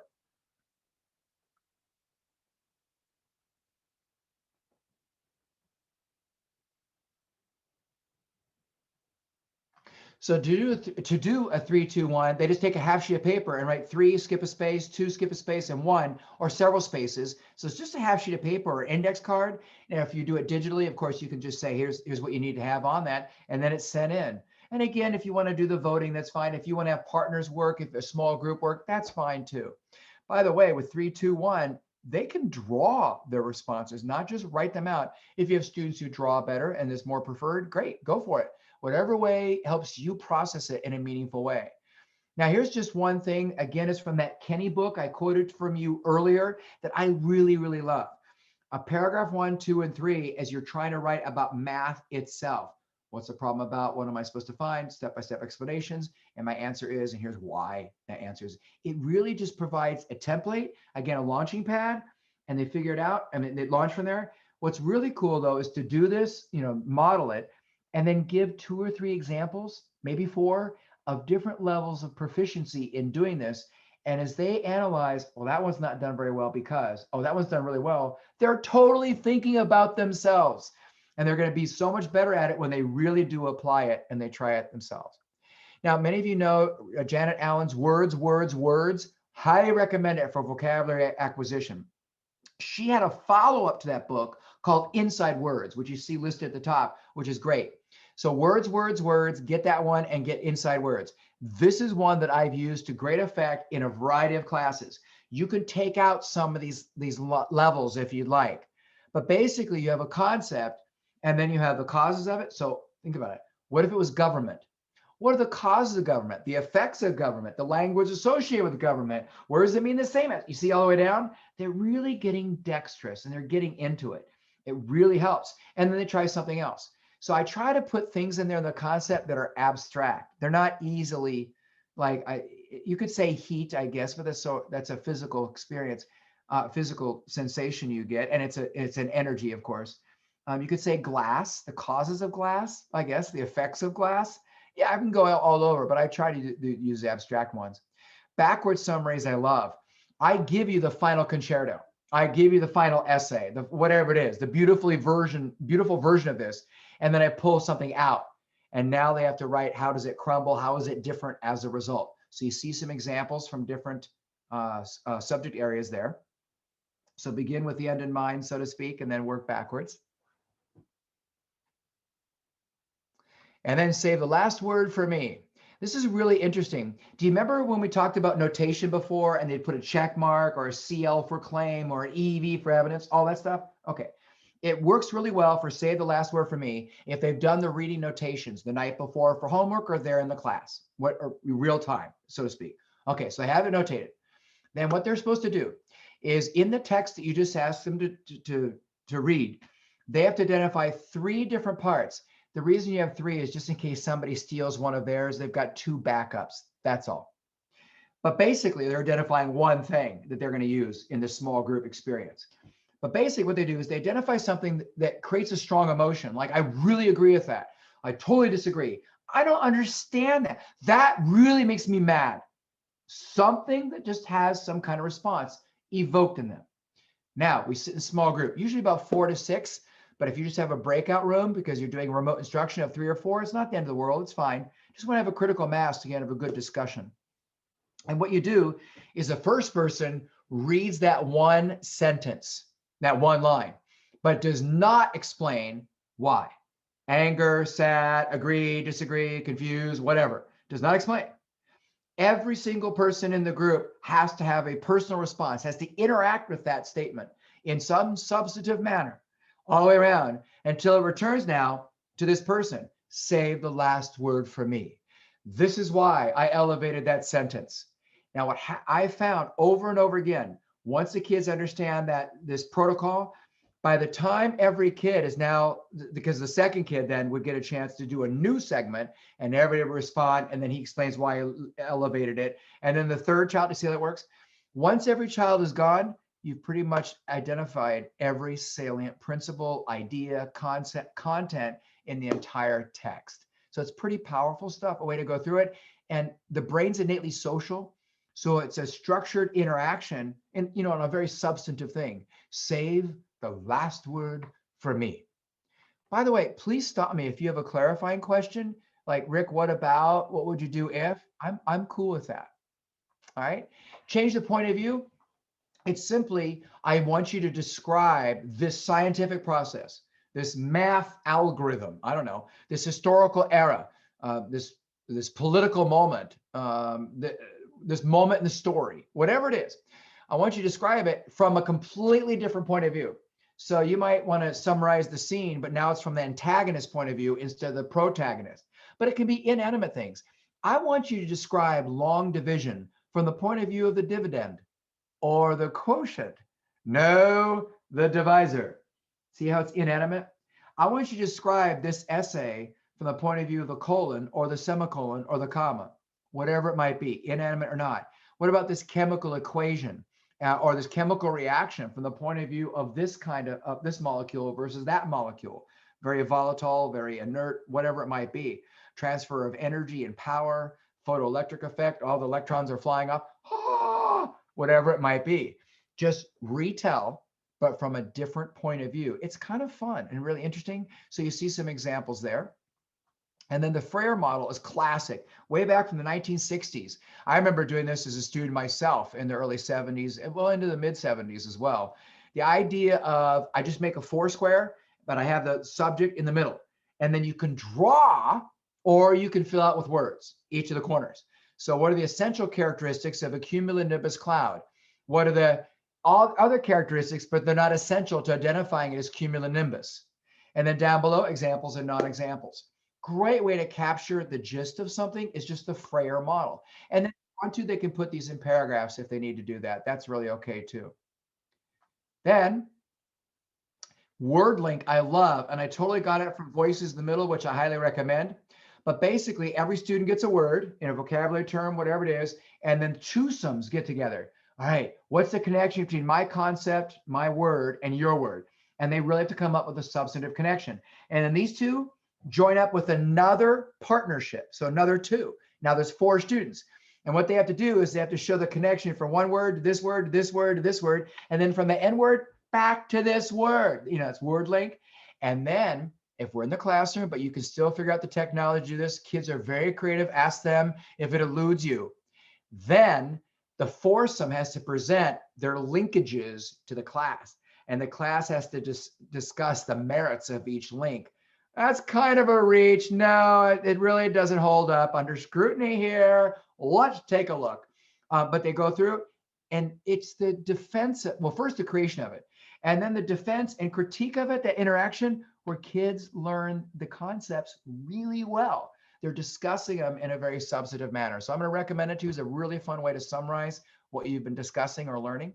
Summarization pyramids I love, but I hate when they become just, just a kind of a complacent Cinquain poet or Diamante poetry, where, in a young child's class, it's very legitimate to say, what's the word? What are 3 words that best describe it? Next line, use it in a sentence, that sort of thing.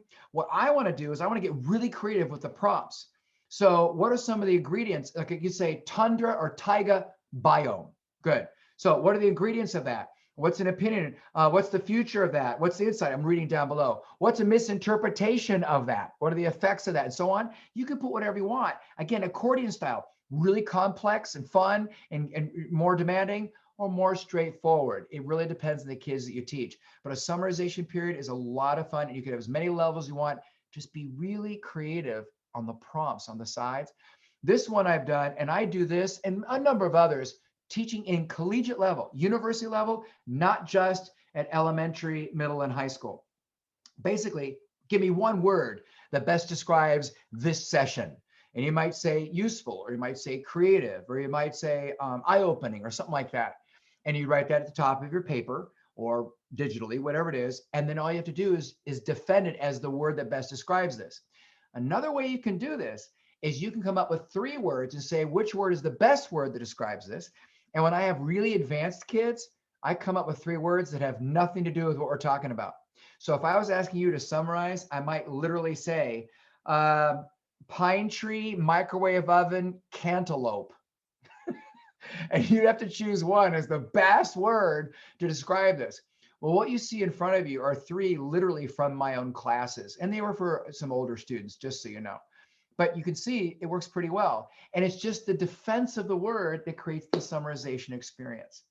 By the way, they can choose to argue for or against it. It still creates the same amount of isolating critical attributes and elevating them and summarizing them that would have happened no matter which way they go. So argue for or against, there's a sense of choice, of ownership. It's not bad. And then exclusion brainstorming, I love. Many of you know brainstorming is where you come up with a lot of ideas and nothing is judged, everything is accepted, right? Well, exclusion brainstorming, I give you my concepts that I'm really trying to focus on here: mixtures, compounds, solutions, suspensions. But then I give you the brainstorm, and one of them is wrong.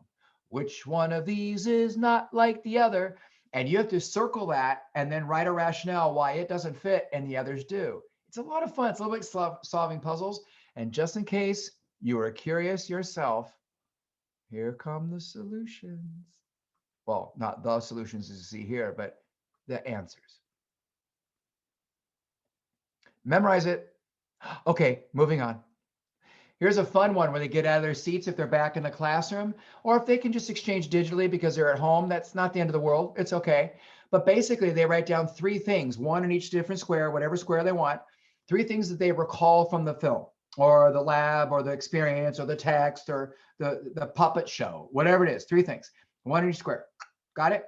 And then they find partners, and they have to write down, take one of their 3, and they write one of their 3 in their partner sheet, and the partner writes it in their sheet, and they go to another person. So that means 6 more people, they interact with them, right? Once they have all 9, they have to weave all 9 into a paragraph, just summarizing whatever it was. It's a lot of fun. It gets them out of their seats and moving, or at least talking to each other if it's done online. Share one, get one.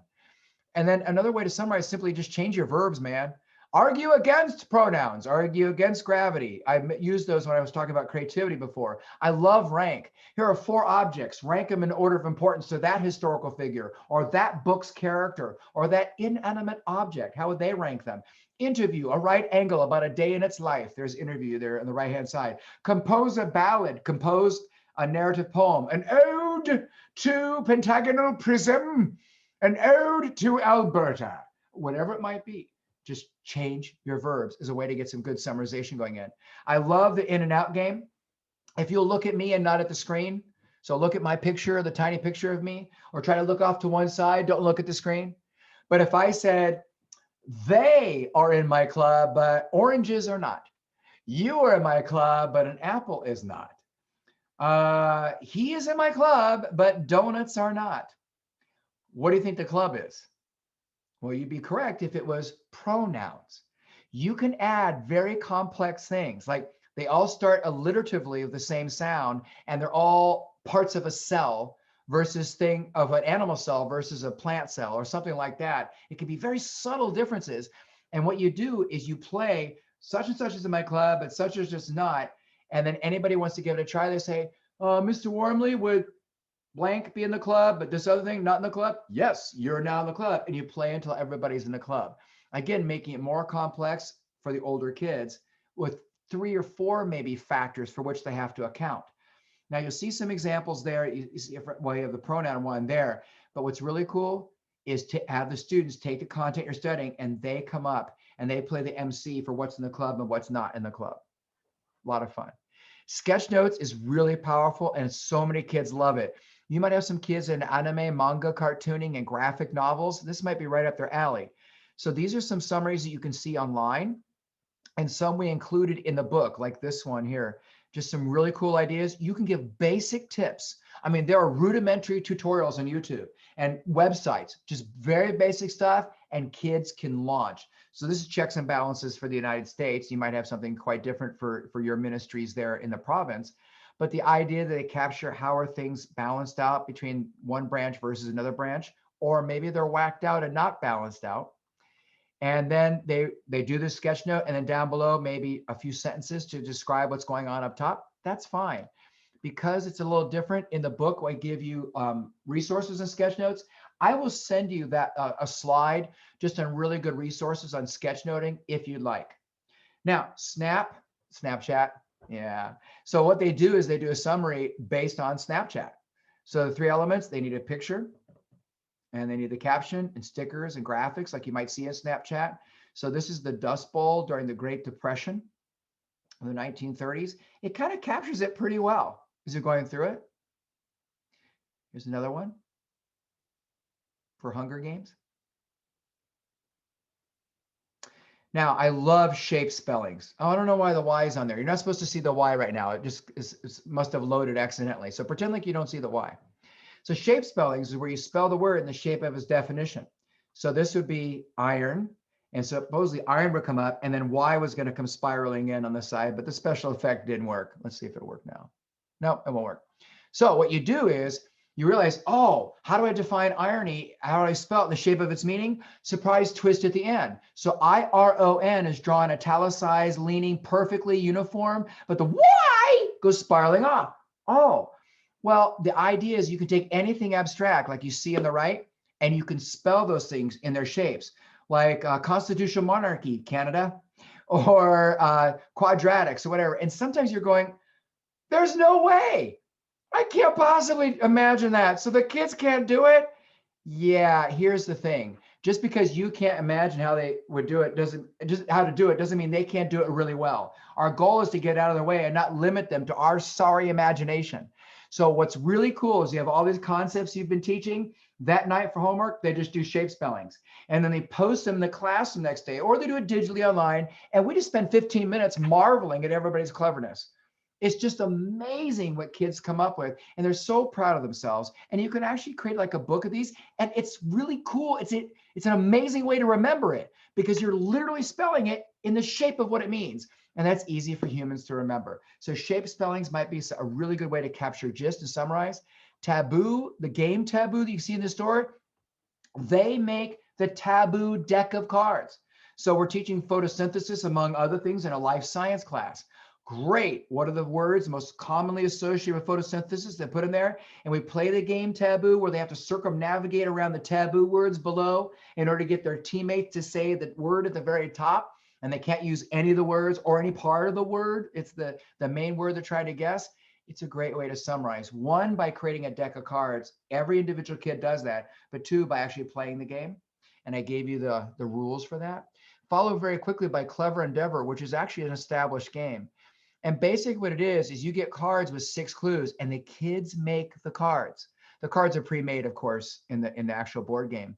And what it is the very first clue is very vague, but it is accurate. And the second clue is a little more obvious, and the third clue is more obvious, until eventually the last clue is like slap in the face, very obvious and very clear what it is. Let's see if you get this one. I'll just go through it quickly.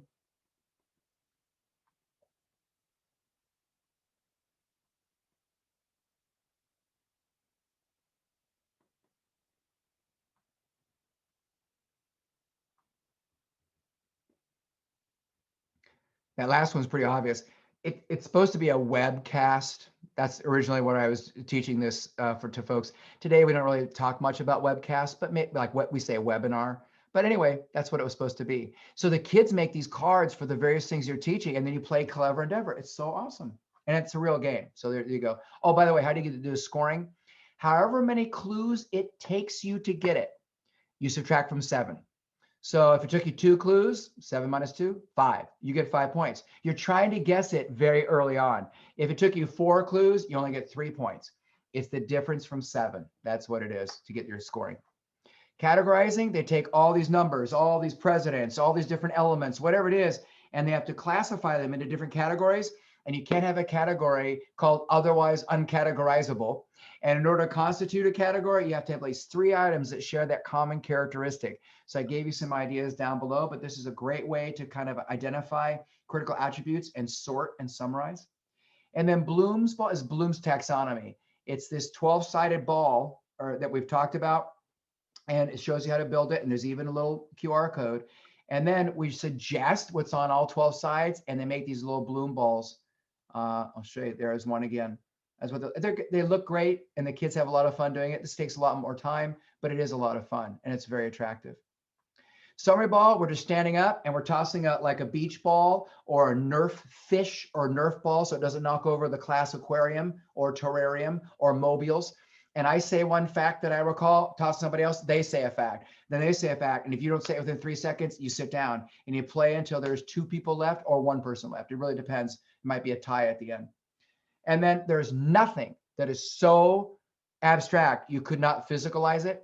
So I just want to remind you, there's ideas and the reasons why you physicalize and how you physicalize. And one of the ways to summarize is literally by actually saying, this is the ratio of something to something, this connects to that. In other words, they attach it to their bodies as a metaphor or an analogy for this other thing. It works really well. I just say anything but your genitalia. This was mentioned in the last session, so I'm going to skip it. But it's the idea of physicalizing through juggling of the Aristotle's rhetorical triangle. Basically, what you said is, I want you to summarize this through fine and performing arts. You can't use writing at all. And the kids find this fascinating. If you were not in that creative session, 1, you could watch it, or 2, you could ask me about it later and I'll describe it to you. But we only have a few minutes left, and I want to make sure I show you what's here. The metaphor thing, just to remind you, after reading the text, which item is more indicative of true nature of government diplomacy, doorknob, doormat, and why do you believe as you do? These are metaphors. But another really interesting thing with that is that you can use interdisciplinary metaphors, where you use the language of one domain to describe something this domain. So like a word that is out of rhyme, mutations interfere with genetic rhythm. So I'm talking about English words to describe a science thing. And you see down below another example, okay? And there's a whole bunch. These are that Rick and Deidre came up with. How could you use types of rock to describe elements of effective speech? Oh, layered, strata, sedimentary. Oh, there's a lot here. So take what you know about that and use it to describe this completely unrelated thing. Love it. It's so exciting. To do metaphors from Kelly Gallagher, Deeper Reading, which is a book I highly recommend. These are some great ways to summarize, having those 4 parts for a metaphor analysis chart. These are just some ideas for analogies. 4-square synectics. Give me 4 things found in a soccer pitch. And now what they have to do is they have to describe this thing we've been studying in terms of those 4 things that they just generated right there. I might not be able to do it, but they can do it just fine. The 2 you see down below are real ones from my class. And then describing with and without metaphors. So describe trust without using any comparisons or metaphors. It's hard, just denotation straight out. Now do it with metaphors. Ah, it's so cool. But by the time you've done both, you've powerfully summarized everything we've discussed. Now, what else is here? Kind of the stuff we're skipping. You can express things in multiple domains, like that 18-wheeler truck. Is that the subject or the predicate? Or in cytology, maybe that's the mitochondria. The back end is not a vacuole. So there's some examples there on the left. And then very unique summarization formats. These are really kind of out there. Wanted, dead or alive posters, soap operas about valence and chemical, amongst chemical reactions and so on. Lots of different ideas, just these 2 slides. By the way, all these I've used to one degree or another, like an mysterious archaeological map concerning quadratic formula, a field guide to asymptotes. Let's talk. Yeah, you could do that. And then if I were you, I would say, hey, I used to think, but now I think about summarization. You have resources on metaphors, highly recommended summarization ideas. And then at the very end, here's what I'm suggesting, that you identify, because you have to build a discipline with it, stamina with it, and a versatility with it, that you identify 12 actual things you can really do in your class, like by this weekend. And then if you could use any of the techniques to summarize what you gained from this experience. Yeah, you could do it with PD as well. If you want the book on which this is based, there's the address down below. Thank you for your time. Happy summarizing. Bye-bye. Oh, by the way, I will stay on and answer questions, have discussions for a few minutes if you'd like. Otherwise, enjoy your evening. Thank you, Sue. Thanks for joining us, Rick. And don't forget, if you're not already signed up, tomorrow from 4 to 6, we have a session, which is part 2 of differentiated instruction. And we're taking it to the next level. Yeah, so baby. Also from 4 to 6 tomorrow. Thanks. Hope you all can join us. Okay, so questions coming up. Thank you, Nona. Easily expandable. What do we, I don't know what that was. Oh, I was guessing that one. That motivation and validation, Jackie. I would attend one of these things just to be validated. That was a very nice thing to say. That's exactly spot on. We need that. Go, Christina, go. Thank you for sitting in and hope you can find it useful.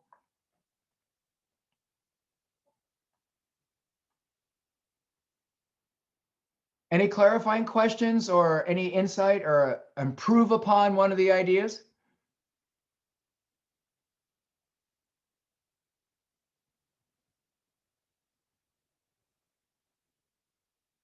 Thanks, Chris. Good luck to you.